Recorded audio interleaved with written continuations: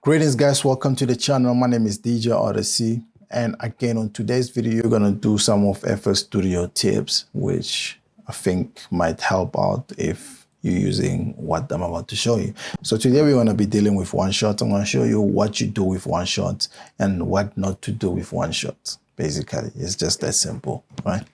So I'm gonna load up some one shots, like especially instrumental one shots. You use one shot as VSTs or something.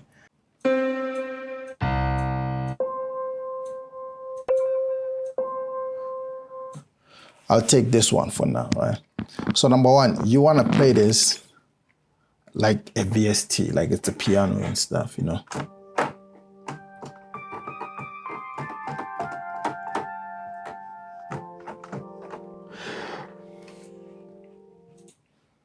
But then you realize that every time I try to put this, like the notes, like they overlap, they do that, they clash in a way, you know? So I have a solution for you.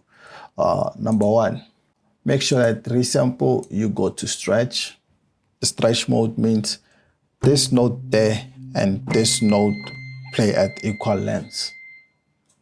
You get me? The length of the note at the bottom, the lowest, and the note at the highest, they will play same length, right? That's number one. That's the first thing that you do, right? Number two is try to figure out what's the key. So on my sample packs here, most of these are on C. It's already written there. But let's say you don't know what the key is. So you go to Edit in Audio Editor, and you come here. You right click, and then you go to Regions, and then down there you say Detect Pitch Regions, and then you can see that, hey, it's on C.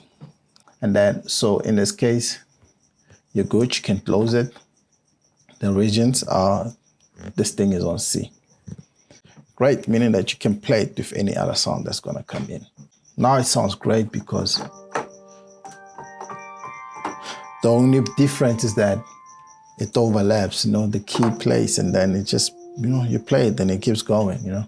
So now we need to come here and then you go to envelope.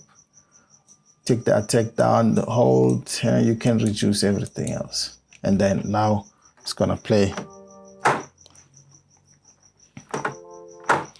When you stop, it stops, you know? So that's how you want it to sound like that.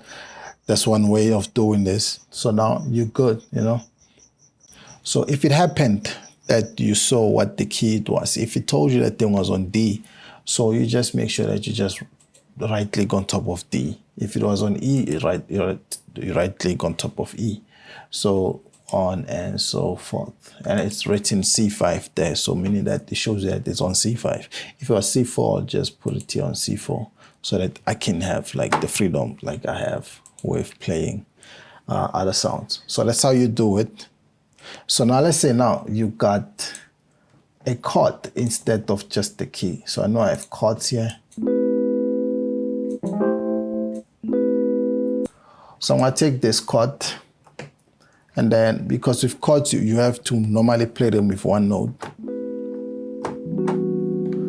So I'm gonna do this, start, and then I'm gonna go to stretch as well, so that it can be the same length. Once it's the same length, now we wanna make sure that it doesn't clash. So it's the same thing. You can either come here and attack, hold, whatever that we did first thing is also cool. Or you can remove the envelope and you can also come and say cut self, because now with cut self means it can play longer, but so it can play longer, but once you put another key, it stops and plays the next key, right? Like.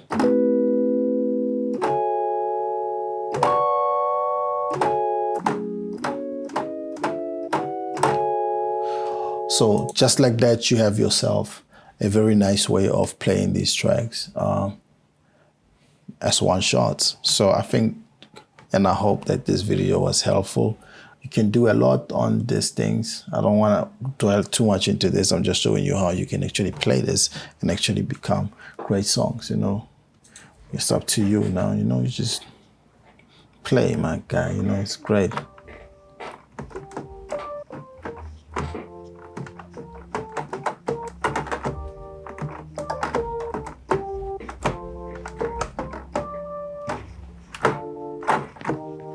Hey man, I'll see you guys on my next video. Peace. I love you guys so much.